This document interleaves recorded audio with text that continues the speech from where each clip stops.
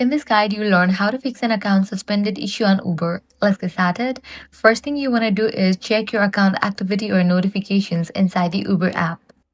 In many cases, Uber will clearly mention the reason for the suspension. This could be due to expired documents, policy violations, or unusual activity on your account. If the issue is related to documents, like an expired ID or license, the fix is simple. Just go ahead and re upload valid and updated documents to the app. Once verified, your account may be restored automatically. If you don't see a clear reason or updating documents does not fix the issue, the next step is to contact Uber support.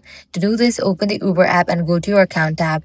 From there, tap on Help to access the support section. Inside Help, navigate to the Account section and look for options related to account suspended or account sign-in. Choose the option that best matches your issue. From there, you'll be able to access chat support. Tap on the chat option and clearly explain your problem, including any details about your account suspension.